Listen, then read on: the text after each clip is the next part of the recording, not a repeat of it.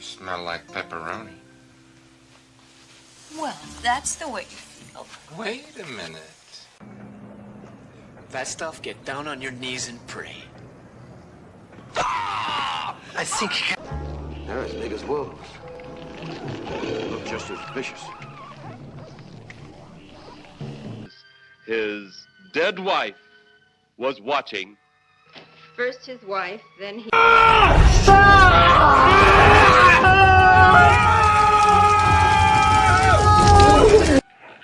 Hey, dirtbag. You're a lousy shot. I don't like lousy. Say something. I never try anything. I just do it. Like I don't beat clocks. Just people. Want to try me? Welcome back to another episode of Bad Cinemas. Me and Big Jeff, Adamantium Blade Comic Collectibles, trying to prove the point that just because it may be considered a bad movie, it might not be that bad after all. But I'm going to play this and then we'll get right into it.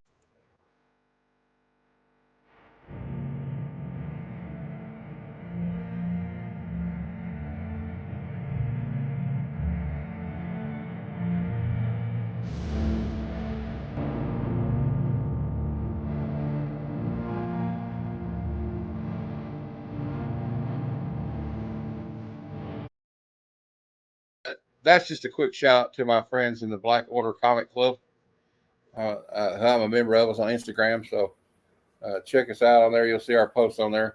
I don't know, Jeff. What can I say about Tango and Cash? You know, Tango and Cash. Well, I like what. Hey Jay, how you doing? Cookie Lady says, "Okay, tell Cookie Lady we said hello to her too, and hello to you, sir." Well, you know, it's kind of like what Jack Palance says in the movie. He's like, Tango and Cash, Cash and Tango. He's just Jack Palance is just so over the top in this movie, like just your stereotypical '80s bad guy in an action movie. And then of course you got Sylvester Stallone, who was had just came off films like Over the Top and Cobra and Rambo Part 2. Rambo 3, I think, was around the same time period, probably. And it seemed like he was trying to do another, like, I don't know. Like, I think what happened was, I'm going to ask your opinion on this. We had Eddie Murphy and Nick Nolte in 48 Hours and another 48 Hours. We had Mel Gibson and Danny Glover. It came out in 1987, Lethal Weapon. It was a very successful buddy cop movie with a little bit of humor in it, serious action film. But I'm wondering if they thought, you know what, let's do one with me and Kurt Russell or somebody, you know. So they got Kurt Russell to be in it with him. I think maybe they were trying to catch in on the buddy cop kind of craze. Yeah. Of course, Kurt Russell came out films like Big Trouble in Little China. Yeah. I think for sure they jumped on that formula. And if you think about it, it's not a bad idea because Kurt Russell and Sylvester Stallone were both established action heroes. Yeah. And it didn't hurt that they had Terry Hatcher in it. Right. But we'll show some screenshots here. Here they are. And they're kind of like, okay, you got one cop played by Stallone. He's more like the buttoned up, you know, like three-piece suit. He's a stockbroker by night, which is a total cliche. Oh, here. We ought to do this. Here, I want to say this right here. We need this movie in 2025. That's what the world needs. All right, that's not real. That's been made up by somebody, by the way. Although Stallone said he wanted to do it. And we got some more pictures of Stallone here with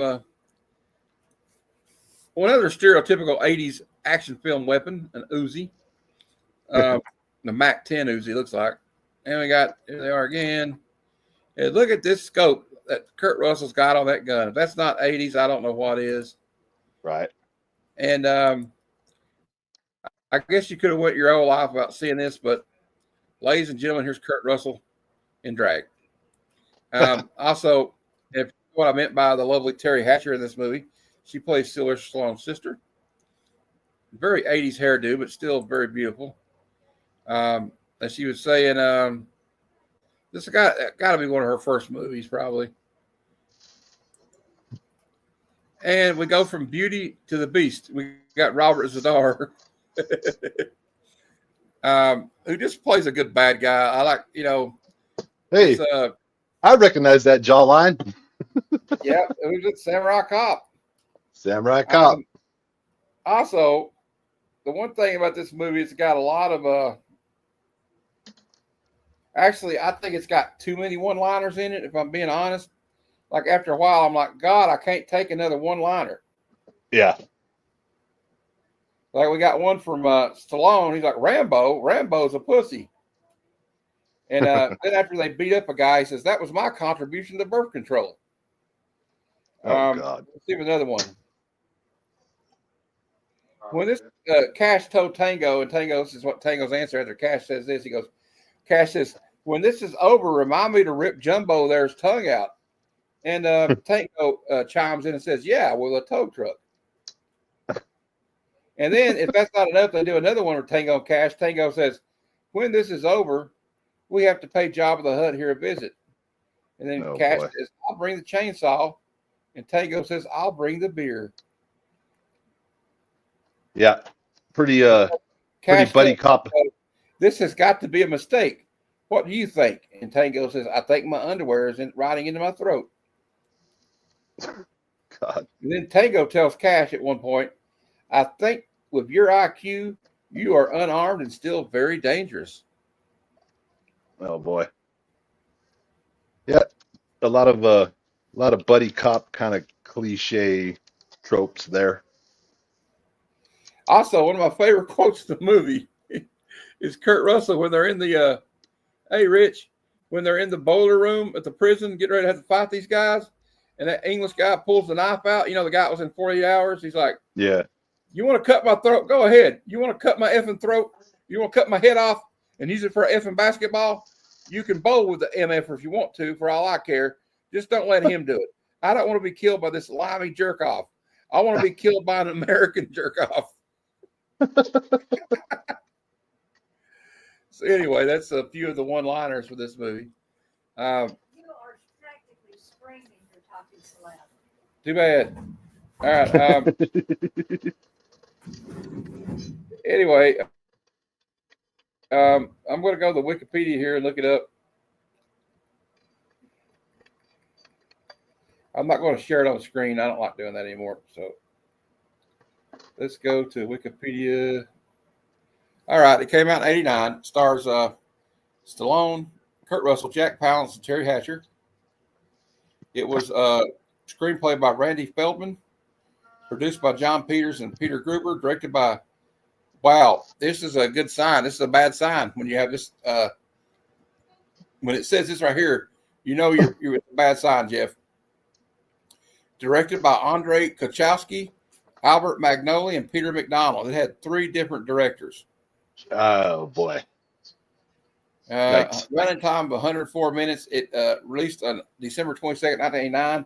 So it's almost like one of the last action films of the 80s to be released. It says here that it was directed by Andrei Kochalowski with Albert Magnoli and Peter McDonald taking over in the later stages of filming, with Stuart Baird overseeing post-production. So the directors didn't even oversee the post-production of this film. I wonder what the reason was. I don't know. I hope we'll find out. But it did. It was a success at the box office. It had a $54 million budget. $54 million budget. I wonder if a lot of that went to Stallone and Russell. Yeah. $121 million box office. And the production, development, and writing. The film was known as The Setup and was based on a script by Randy Feldman, which was based on an idea by John Peters and Peter Gruber. Stallone and Patrick Swayze were originally signed on to star in it. In March of 1989, Andrei Kachowski signed to direct after Swayze dropped out and went on to star in Roadhouse. He was replaced by Kurt Russell. Okay. Nice move, Swayze. Nice move. Actually, that was a good move, Yes. Because actually, so Kurt Russell takes Swayze's spot in the movie. Swayze goes on to do Roadhouse. In an alternate universe, imagine Roadhouse without Swayze, but Kurt Russell. Plug in Kurt Russell. I bet you it could have worked, but it wouldn't have been the same. It would have been the same because Swayze had that kind of like silent, like swagger to him, Yeah, yeah, and that kind of it goes good for a guy like Dalton, who's Kurt yes, Russell always plays the kind of mouthy, cocky guy. yes, Uh, yes. It's all in the reflexes. Well, okay, here's where we get into the situation. Also, I think it was a smart move on Swayze's part because he didn't have to share the spotlight with another big Hollywood actor. Yep. So that's probably another reason he took it. Probably also the fact that Kelly, what's her name was in it. So he got the says. So here's what happened. After nearly 3 months of filming, director Andrei Kachowski was fired by producer John Peters in a dispute over the movie's ending. In his 1999 memoir, Kachowski said that the reason he was fired was because he and Stallone wanted to give the film a more serious tone and make it more realistic than the producers wanted to, especially John Peters, who kept pushing for the film to be goofier and campier. And as such, his relationship with Peters became untenable. Another reason why Kachowski was fired was his refusal to agree to what he referred to as the increasingly insane demands that Peters had on him. He said that he was initially hired to make a buddy cop movie with plenty of humor, but Peters basically wanted to turn it into a spoof without any semblance of seriousness whatsoever, and Kachowski refused. Essentially, Kachowski argued that, I've said his name 5 different ways, argued that if you saw how it was spelled, you would understand. Argued that they were simply trying to make 2 different movies, and when Peters realized his inability to bend him to his will, he fired him. According to supporting actor Brian James, in a 1999 interview with Lewis Paul, the film was in disarray from the very beginning, and by the halfway point of the shoot, when the film was several months behind schedule, Peters and Kachowski, blah, blah, blah, were no longer speaking. That makes perfect sense, actually, because if you watch this movie, and also do you not get the feeling that it's discombobulated? One moment it's trying to be a serious, tense, buddy cop, and then another moment it's goofy. And they have a guy in it that's like the Q type character that makes gadgets. Like he's like, is that the guy that made your exploding boots? You know what? I don't know for a fact. I know the LAPD was a pretty well funded police force, but I don't think they have a guy like Q sitting around making like gadgets for police officers. No. Also, the guys act like a couple of cowboys too, especially Stallone. Actually, they act like they try to make it look like Russell's the most undisciplined of the bunch. But honestly, Stallone is like the worst police officer in the movie, in my opinion. Yeah, it's Hollywood cops. Just based on like the opening scene, which we'll get to in a minute. It says here also the director said that by the end of principal photography, Stallone was basically unofficially working as a producer, director, and writer, as well as star. I believe that. Which they're not supposed to really do. Stallone probably saw that the ship was way off course and tried to do whatever he could do to reel it in. So then the director was replaced by Albert Magnoli, who basically filmed all the chase and fight scenes in the ending. Reportedly, executive producer Peter McDonald, who was also one of the film's unit directors, took over directing the movie before Magnoli was brought in. A year earlier, McDonald had to step in as director on Stallone's previous film, Rambo 3, after original director Russell Mulcahy was fired by Stallone. Well, this seems like it's beginning to be, I'm beginning to see a pattern here, Jeff, from Stallone, unfortunately. I know his ego was, he'll even admit this. I saw a documentary about him like last year on Netflix, and he said that his ego was, and remember how Eddie Murphy like kind of admitted that too, because my ego was completely out of control in the 80s. Yeah. Yeah. And I think Stallone was also doing a lot of cocaine. 80s powder. Yeah. Okay, let's see if we can find anything else here. Post-production. Yeah, I never looked into the Wikipedia until you just read it, and what you just said about the 3 different directors and the guys having 2 different visions. That makes freaking perfect sense, because if you watch this movie, it is disjointed. The movie has its moments that are entertaining and funny, but sometimes you get the feeling that this movie doesn't know what it wants to be. Is it Lethal Weapon or is it Naked Gun? Which one is it? You know? Yeah, and I think Stallone was trying to, like at this point you got guys like Bruce Willis that were up and coming, right, and they were nipping Yeah. right on their heels. Oh yeah.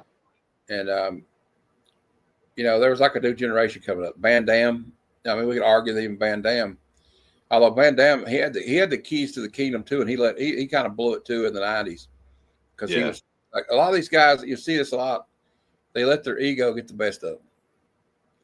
Well, it's a strange thing because you have Arnold Schwarzenegger, heavy accent, right? Has no problem killing it in major action IPs like Terminator, and does just fine. And that it does Commando, and I could keep Predator, I can keep going. But Jean-Claude Van Damme had the, I think he had the, like you said, he had the keys, but he couldn't come across like Arnold did. He didn't have that X factor. And the thing about Schwarzenegger was, I'll tell you right now, there might have been a battle between Stallone, but I think the true winner of that action hero war was Arnold, because he was versatile. I know people maybe not want to hear this, but like he was doing like movies like Predator and Terminator, and then Commando, and then turns around and does a movie like Twins, and he's hilarious in it. Kindergarten Cop. Kindergarten Cop was funny, and it was a hit, Mm-hmm. So he tried to go outside his comfort zone, and then like True Lies was good. Yeah, True Lies was great. Although it was a box office flop, Last Action Hero, looking back at it, wasn't so bad. It was like but it was meant to be like a satire of the action movies. I liked Last Action Hero. Yeah, I also liked the soundtrack. Alice in Chains, but baby. like by the mid '90s, you could see like the writing on the wall of some of these action films. Like I know Stallone went on to do movies like Demolition Man in the '90s and Judge Dredd, and then Running Man was good. Yeah, Running Man was the '80s. Yeah, Running Man. And then Stallone did a movie called Assassins with Benicio. Not Benicio. Damn, what's his name? He was in Desperado. Antonio Banderas. And that's kind of what it kind of went. It could win either way, but by like 2000, they weren't really getting as many calls. But I'll tell you what, though, Stallone and Schwarzenegger ruled the 80s, and I think probably followed close by. Although Bruce Willis was more like started in '87, I think, but you had him and Mel Gibson kind of nipping on their heels there by the end of the 80s. So there was like some newer blood coming in. Let's play a couple of clips here. Jeff, I know you were in law enforcement, so I'm going to ask you after we play these clips if you think this is okay. There was a car chase. Stallone was chasing these guys, and they were placing transferring drugs. You can probably confirm or deny this. I don't really think I need you to tell me that this is not proper police procedure, but we'll let you make the judgment call on this.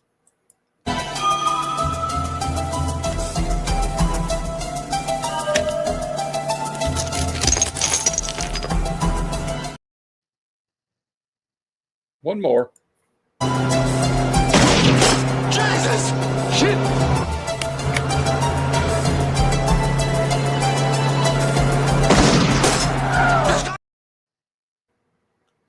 So,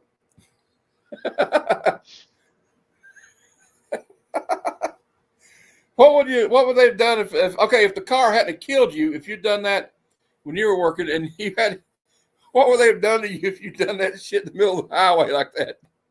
In California, they have something called 5150 Welfare and Institution Code when you are a danger to yourself or others. And that's what that is. That's suicide. And a little snub nose 38 does not make your hand go like that. No. Yeah. Sorry, it doesn't. And then the California Highway Patrol, when they stop the guy, they're like, they say there's no drugs on it, but so they have this little interaction. This is kind of funny, so we'll play it. I want your weapon. I want your ass. Who in the fuck do you think you are? He thinks he's Rambo. Rambo is a pussy.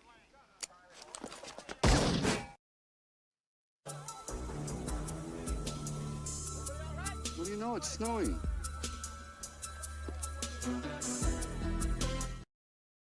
That's like wannabe Brian Bosworth. Yeah, like Stone Cold. Also, we see some advanced interrogation techniques from Kurt Russell's character in this film, and I'll let you comment on whether this is by the book or not. Sit down. There we go. All right. This is lesson number 1. And believe me, the next lessons do get harder. Who hired you to kill me? No, it's standard police procedure. Yes. Yeah, of course. Just sitting on somebody with a chair. I like when they said, "Did you really stand on a chair?" He goes, "Yeah, I couldn't find a grand piano." Well, I'm sure that there's a few suspects that you and other peace officers have felt like doing that too. Oh yeah, definitely. Also, there's a great, of course, like Terry Hatcher's in it, but I don't really have many. I have a couple clips here, but some of these are just random. I don't really have them in any order, but I just want to go ahead and play them. We'll get them out of the way because they're hilarious. Ray Tango, how he loves to dance. He waltzes in and takes all my drugs, and then tangoes back out again. And I love Jack Palance. Yeah, you got Jack Palance, this like old school Hollywood actor in it, is the bad guy.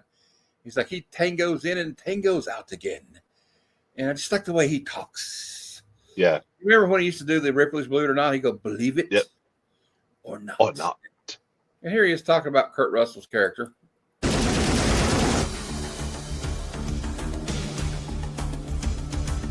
on. They had the big RV from hell, as they call it. I thought that was a different clip, but anyway, like, oh yeah, and by the way, they have a Q character that like builds gadgets for the LAPD. I don't remember. I know the LAPD is a pretty well-funded police force, Jeff, but I don't think they have a Q like guy making exploding boots and. Yeah, they don't have like a. It's not like how would you say it? They're not. They don't have a division that develops new warfare, type thing. No. Like, I mean, I don't think they have like a DARPA division that. Right. And we got some more fun. This is all just fun. Gabriel Cash. Oh God! How many millions? How many? And like, you know what's funny about this? It's like Jack Palance, who's this big drug lord, is doing like film work, like he's John Madden getting ready to play the LA Rams or something. It all comes down to the offensive line. Yeah, he's like, he goes out his tail story and goes, "You see here, this guy here, he was trying to bring the drugs into here, but he should have been coming in from over here when the henchmen were down here with their Uzis. But then they open a gap here, and the cops come through right here, and bam." Madden was great on Monday Night Football. I love it when he would just like start telestrating. Like there was one year on Monday Night Football. What's up, Callie? There was one time when he was on Fox. You remember how they used to have the turkey they'd give out to the winner of the turducken game? And he was like going, "Well, you see here," he started like using the telestrator and started circling the turkey legs. Go, "You got two big turkey legs." I remember that. Here. I remember. I love John Madden's commentary. Hey, he was one of the greatest. You know that Nicolas Cage is playing him in a movie. Yeah. Oh, what? There's a movie about John Madden and the Oakland Raiders. Nicolas Cage is going to be John Madden. It's already filmed. And guess who Al Davis is? Christian Bale. What the? Oh, that's going to be interesting. They look just like him. I swear. That's going to be interesting. It might be good. It might be pretty good. By the way, just get some props to Cali Comics in the chat there. He's got my favorite freaking avatar. I love that picture of the Silver Surfer. That is awesome. Yeah, it's very cool. I'm trying just to see my weird little side note. Any more clips here that I haven't played? Okay, here's one. I got some good news and bad news. Which one do you want first? The bad. We're almost out of gas. The good. We're almost out of gas. What was that thing? I like, but that's another one of them stupid one-liners. I got some bad news and some good news. And he goes, "What's the good news?" But it's both the same thing. We're almost out of gas. Oh, thanks. Callie's like, "What's this button do?" Oh, well, right on. Thanks for the super chat, man. And in honor of that, we're going to play us a clip here. I can find us a good one. We'll play this one for Callie. He'll like this one. Hey, everybody, we're all going to get laid. Woo! All right. Rodney Dangerfield. Thank you for the super chat, Callie Comics. He's in the black order with me. We got okay, some more clips here. Oh, we got to play the one where they run into old Robert Zazar in prison, because what happens is they get set up by Jack Palance, right? He says, we're not going to kill them. That'll turn them into martyrs. So we're going to set them up. So they tell them to go to this place, and they've killed a federal agent who's undercover. He's wearing a wire. So they edit all this tape of them saying, oh, well, we're going to shoot him. And like they're dirty cops. So they get railroaded, and they make a plea deal for like 18 months in a minimum security prison if they plead guilty, right, for manslaughter. Well, Jack Palance bribes off these guys, and they don't get them sent to the minimum security. They get sent to like maximum security, general population with people they put away, like Folsom Prison or something like that, or San Quentin type place. And when they're going in, so they get put in general population. And, if anything knows about a police officer gets arrested and gets put in jail and convicted of a crime, you put them in general population with people they put away, there's going to be a problem. A lot of problems for the police officers. So here they are going into the prison, and he runs into the Robert Zazar. This is kind of a funny, another one-liner quip. Look, when I get out of here, I'm going to tear you a new ass. You know Captain Dynaball here? Yes! Yes! I love John Conan the Barbarian. And then that guy's jaw, man. I know he's got some kind of condition, but here's what happens to the guy. He gets the. If you need me and my ass will be in the neighborhood.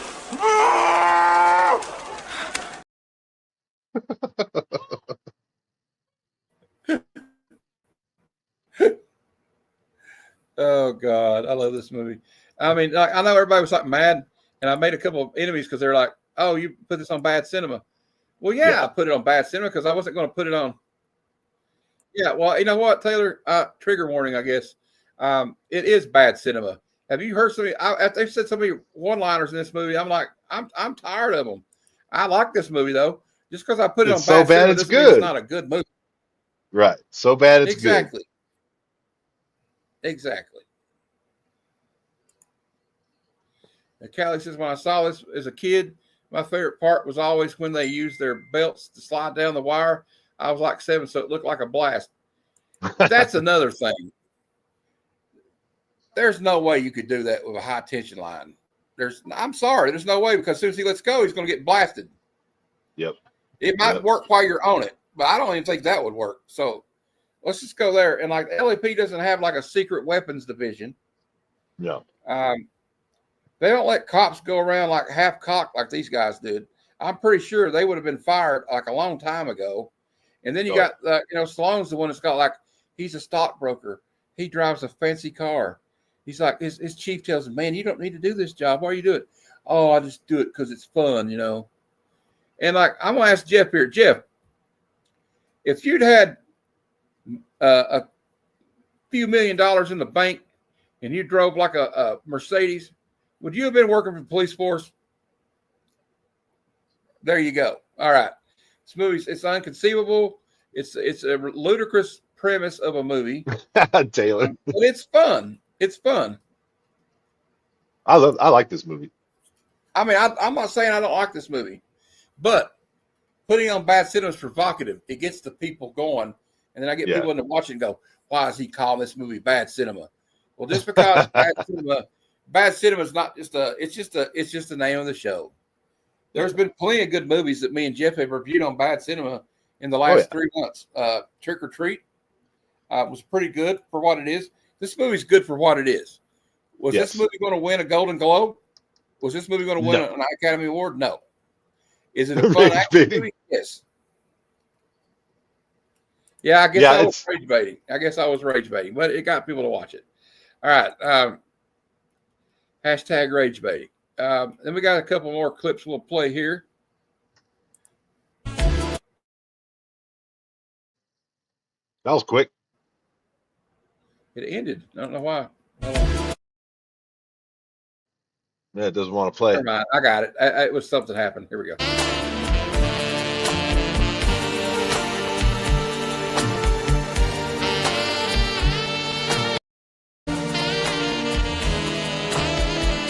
Hey, Red. Aerobics instructor, huh? Oh my God. Here's the best part. Hold on, I gotta play it again. It didn't play. Get your hands off my property. Any chance of a three-way? Oh my God. Oh shit! I love that part though. It's like any chance for a three-way. Yeah, there's a little Wong Fu vibe in here, Taylor. A little Wong Fu vibe. I totally forgot about that movie. To Wong Fu. It's actually a good movie though. I mean, it was Who was in that? I forgot. Patrick Swayze, Wesley Snipes, and John. That's right. And like that's right. They actually made some pretty good looking women. I mean, I'm gonna be honest. They were pretty good at drag queening. And then here's the high tension wire thing. This was just so ridiculous.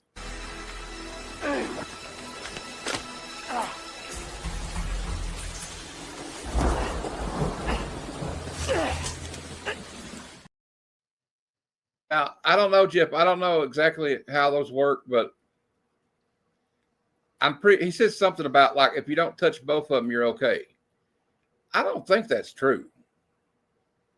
That is true. And as you approach anything and complete any type of circuit, you're fried fucking chicken.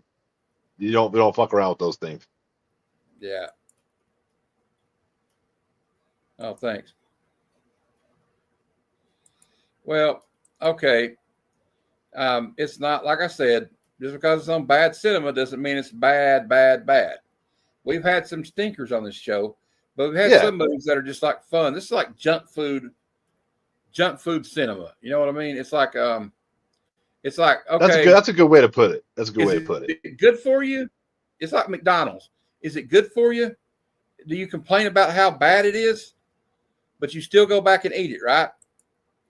It's the same thing with this movie. I watched it today, and it wasn't like a strain to watch it. We watched a couple of movies, Jeff. I would put it like this. I'll put it like this. It was hard to get through. You have like a Tango and Cash, right? It's not a bad movie. The name of the show's Bad Cinema. But bad cinema is not meant to be like, this is trash, don't waste your time. This is a terrible movie. That's not the point. That's not what it's about. No, leave it the same. Let the audience learn. Doesn't mean bad movie, but are you going to put Tango and Cash and say Heat in the same category? No. Fuck no, you ain't. No, you ain't. Sorry. So but that's not to say it's not entertaining. Yeah. Like, okay, you got Chinatown and Taxi Driver over here, right? I got Tango and Cash and Bloodsport over here. They're all four good movies.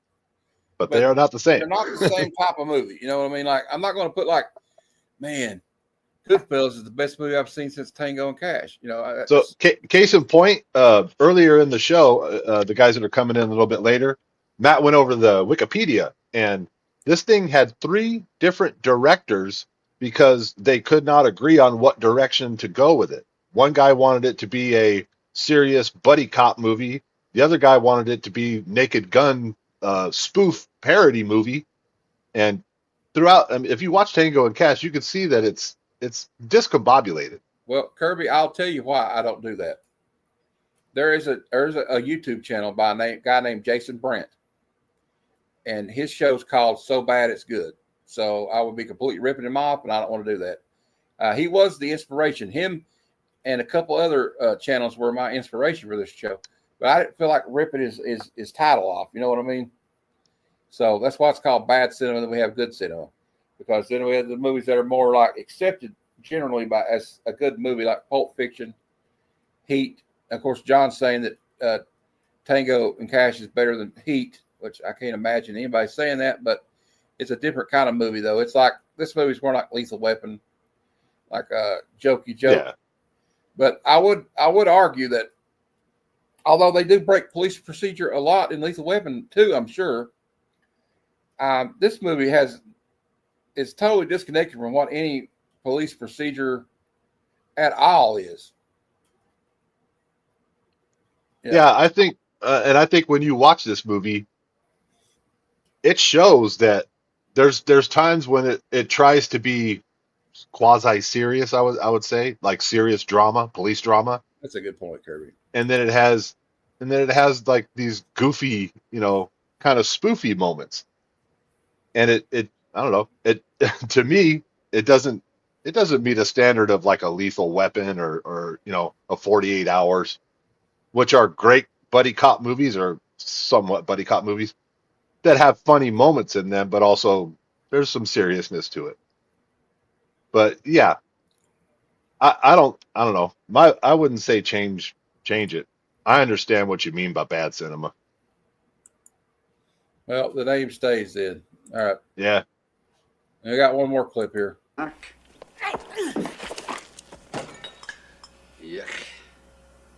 From the look of your diet, it's obvious you're not too interested in counting calories. Could it be that you're just too busy counting the money they paid you to set us up? And that's the worst line delivery. I'm sorry. Like some of the, and I'll tell you, I know you're not. I'm playing along with you guys. I'm just saying, like, some of the stuff Stallone says, I'm like, you remember that scene in Naked Gun where they go, it's cringe. I think Kurt Russell kind of outshines in this movie a lot, although he does some crazy one-liners too.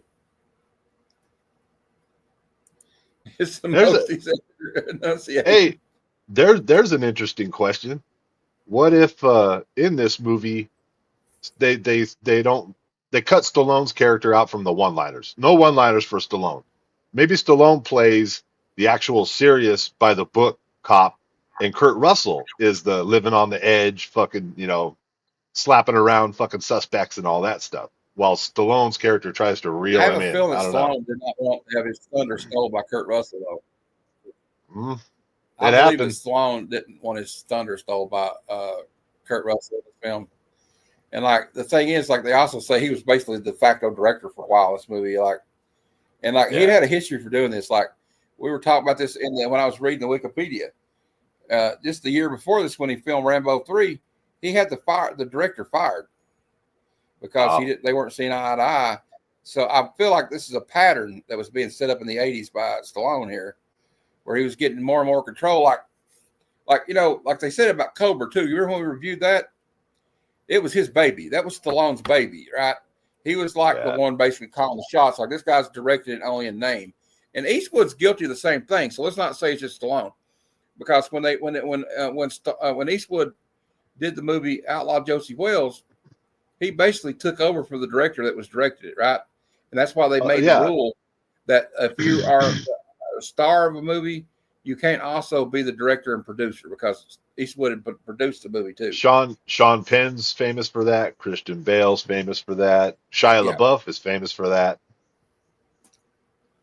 They don't necessarily even try to take over directing, but they're argumentative and they say they think the scene works better, this, that, the other, And it also kind of goes to something when you're a bigger star than the director is, who's really in charge? Because if that actor says, "I'm out," I'm going to quit, they're going to be like, no, we'll do whatever you say. And the same thing happened with Kurt Russell in Tombstone. They had a director that started out, and he was a disaster. So they brought in another guy, but basically every night in the trailer, Kurt Russell and Val Kilmer were working out the scenes together for Tombstone. Every setup, every time they were in a scene together, him and Val Kilmer were like the ones. And Michael Biehn even says that. He says, like, Kurt Russell was in charge of that film. Yeah. It happens a lot. So it's not like, I'm not trying to, like, crap all over Stallone because he's one of my favorite actors, to be honest with you. I know he's not that great an actor, but I mean, the one thing I'll say about Stallone is he's got this history of like fighting. Like he started out in Hollywood, like having to fight for everything he got. Like when he wrote the script, he wrote because he couldn't get a movie. He wrote the screenplay for Rocky. And then when he was shopping around, people were like, oh, we're interested in making this movie, but we just want to buy it from you and option it and then get somebody like, Robert Redford or somebody to play Rocky. And he's like, no, if I'm not in this movie, you don't get the script. Yeah. And you got to admire somebody that's what got him in the door. He knew that this was his foot in the door. I think he did write it. I think he may be right. I'll have to look it up. Oh, I'll look it up real quick, Callie. So I kind of admire that tenacity because, since my channel is called Heroes for Hire Comic Club, to kind of bring that around full circle to comic books, that's kind of what Todd McFarlane and those guys did when they were like, we're going to bet on ourselves. Like Stallone bet on himself. McFarlane, when he left Marvel, was betting on himself. So, like, if you're going to make it in something like this, and me and Jeff were talking about rock musicians and rappers before the show, and, Nikki Sixx from Motley Crue had his quote where he's like, I just was looking for three guys that had nothing to live for but being in this band. Mm-hmm. And, like, when you don't have a fallback and this is your only thing, it kind of makes you more hungry, Yep. I didn't mean to get all philosophical, but let me look up his filmography and then I'll see if we can find out. I don't see it. It does make sense though, because like by the time they filmed Tombstone, both Val Kilmer and Kurt Russell had already starred in how many blockbusters and how many, famous roles. So they both knew, how to cook. Oh, and also, if you have a director that ain't cooking, they're like, shit, we gotta step in here. The show's called Bad Cinema, and so are you going to trust everybody else's word, or are you going to trust the word of a guy that's multiple award-winning show? I don't know. I mean, I just had these laying over here. I don't know. That's just a joke. I love you guys. Oh my God. I just appreciate everybody that watches and voted for me, man. It's a humbling experience to win 2 awards, not just 1, but 2 awards. Yeah, I believe he did write First Blood, Callie. I'm not 100% sure. Okay, Jeff. I'll Google it. Let me Google it because now it's going to Paul, bother. You know what? I actually kind of like that. Hey, Paul. I kind of like that the name of the show, Bad Cinema. I kind of like that it ruffles feathers. It makes people go, "What? You said what movie is bad cinema?" Hey, that's good. I thought people were going to have an aneurysm like when I put Bloodsport on this show.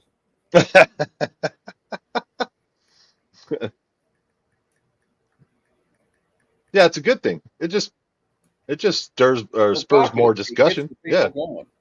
Well, and the tagline at the end of my show is, don't you know what the tagline is, right, Jeff?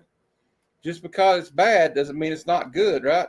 That's right. Okay, That's right. Callie, Sylvester Stallone co-wrote the screenplay for First Blood, the first one, which is the best one. Let's be honest. Hey, Paul, it's good to see you, man. We got Callie's in here too. Another one of my brothers from the Black Order Comic Club. I got that clip. I played the clip today, Paul. I play it after I play my intro song or my intros. But and like, okay, you want to play one-liner clip again? I just kind of like this one. I'm gonna play this one again just because it's funny. Get your hands off my property. Any chance of a three-way?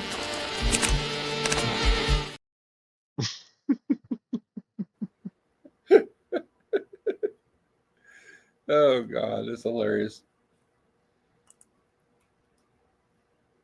Hey, Mental Elf Collectibles is in the house. What's up, man? But like, I don't know. I love this movie though. I'm not gonna lie. I love this movie. When I put it on here, I'm not trying to shit on it. It's just no. Especially if it's got this lady in it. I'm not going to shit on any movie that's got her in it. Sorry. We got Terry Hatcher. This is before she did Lois and Clark. And, these guys are just, when you think of 80s action movies, these are two of the guys I think of. You know what I mean? Yep. You got Kurt Russell, Sylvester Stallone, and look, Kurt Russell's was one of my favorite actors of all time. Because let's go through the list here. We got, not to mention that he was a child star who was successfully able to stay normal, right? And grow up in Hollywood. And his dad was Bing Russell, who was also on Bonanza. He was on Bonanza for several seasons. So he works for Disney. He comes out of working for Disney, and then he starts doing movies like Used Cars. Remember the movie Used Cars? Yep. The Big Game. What was that movie? Remember the movie Robin Williams where they replayed the big high school game? He's in Overboard. Overboard. I remember that. He's in Escape from New York, Big Trouble in Little China.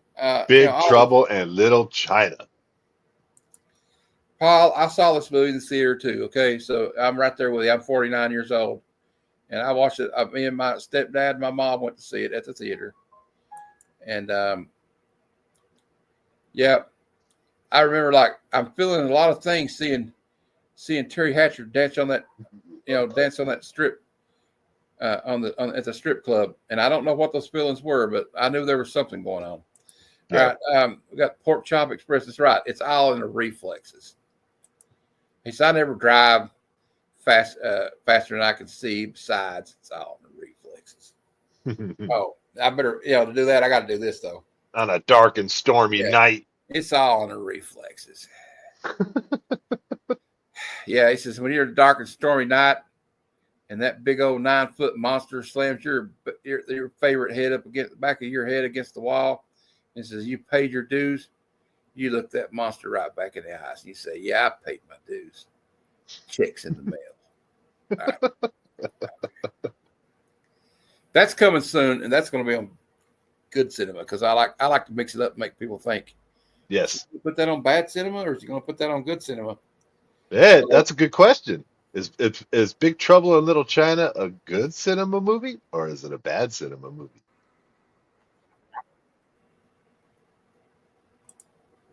I try. I've seen that movie so many times.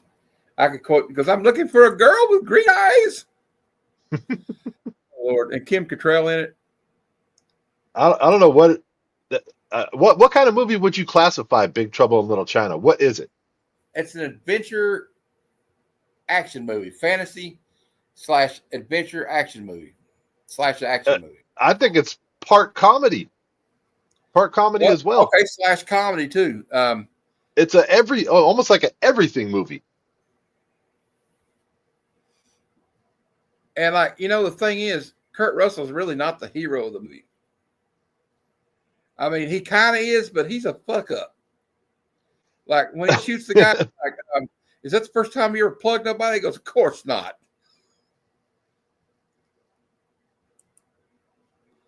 What was your last comment? What was it? Wasn't he in that Disney movie they remade with The Rock? No. Okay, no. He's like, no. Escape from Witch Mountain? No, he was too old for that. But he was in a lot of movies like The Computer Wore Tennis Shoes, where he was like a robot boy or something. And he was like when he was a kid. And he was actually a pretty good baseball player. His dad, Bing Russell, was a pretty good ball player himself. And Kurt Russell was wanting to be he played college baseball, I think. And there was actually a minor league team that Bing Russell. Yeah. Yeah. Okay. Bing Russell played, and he's like, there's a documentary about this baseball team he owned. They're called and they called the documentary, it's on Netflix, called "The Battered Bastards of Baseball." And Kurt Russell actually played on the team. I don't know. I think asked Jeff. He ate a couple of pizzas. I got a stuffed pizza waiting for me. There you right go. After this is done. Oh, we got us a troublemaker, I think. Oh no, what are we going to do? I'm going to cry. All right. Let's see if he's funny. Let him stay. I'm touching myself tonight.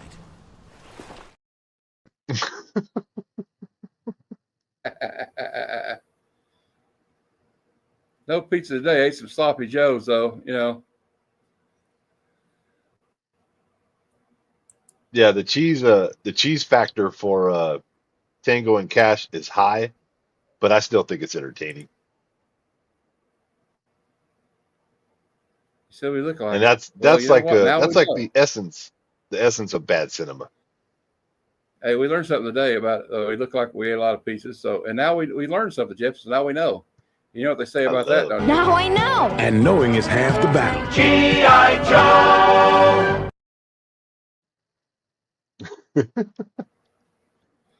All right. Enough fun. Anyway, have a nice day. Thanks for watching. Well, anyway, we'll give our review. Yeah. And we usually do it out of 1 to 5 wing wings, right? Yeah, well, I kind of quit doing that. We'll just I don't know, just if you want to. If anybody doesn't know who Wing Wing is, I'll show you a picture of him. I got a picture somewhere. Wing Wing is the patron saint of bad cinema. He's a 3 foot tall action star from the Philippines. I'm gonna give it 5. I'm gonna get 5 in a good way, right? Yep. I'll definitely give it 4 out of 5 wings. Definitely 4 out of 5. Because it's a fun movie. I like the movie. It's entertaining. But I wouldn't call it fine movie making. No, you gotta judge these movies in a different way, Yep. But yeah, I recommend watching it. If you've not seen this movie, you need to go watch it. It's actually fun, especially because it's got Kurt Russell and Stallone in it. That's all you need to know.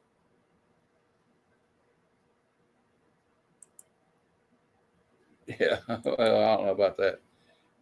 Yeah, that's just like your opinion, man. Yeah, exactly. The dude. Yeah. But anyway, I don't know. We gotta review Big Lebowski at some point. When you got 2 trophies like this, I mean, can't be too bad. Can't be too much of a fuck up, I guess, right? But anyway, I think that's the end of the show.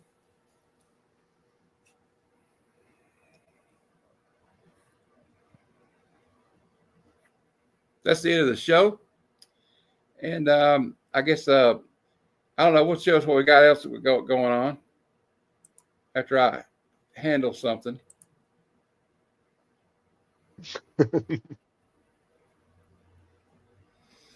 Yeah, and it's the end of you. Bye. He came late to the party. He came too late. Don't let the door hit you on the ass on the way out. All right. Well, anyway, that sounds ominous, don't it? Another classic, great show. Yeah, and we got the fuck with an asshole. So I think trolls are fun, but you gotta be funny though. Oh yes, you gotta bring laughs. If you bring laughs, you get to stay. And you just want to start being mean, then we kick you out, right? But if you want to that's boring. Eating pizza and stuff, quit being boring, because if you're unfunny, you can't cut it on the show. You can't cut it on the show if you're unfunny. You know what I'm saying? Yes. If you're funny, you get to stay. That's right. If you're funny, you can stay.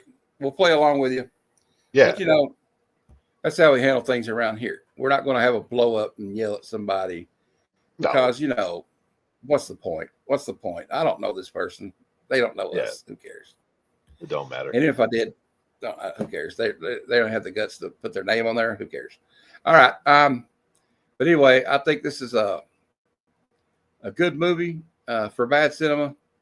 And I guess we should tell everybody what's going on tomorrow. I got another episode of Comic Conversations tomorrow at 7 p.m. Eastern, and I will be interviewing T.M. Journey, who's also an award winner. Him and Biggie, Immortal Biggie Shack, won for Best Comic Speculation Show. So congrats to them. I saw Biggie unbox his trophy today. And then, of course, we won't talk about anything else, but we got, and Wednesday at 9 p.m. Eastern, Good Cinema is back. and we're going to be reviewing the 1999 film Fight Club, starring Brad Pitt and Ed Norton and Helena Bonham Carter. There you go. But don't tell anybody, because the first rule of Fight Club is you don't talk about Fight Club. Anyway, I guess that's the end of the show. But like we always say at the end of bad cinema, just because it's bad, this. Come, son of Jarrell! Kneel before Zod! Snoochie boochies.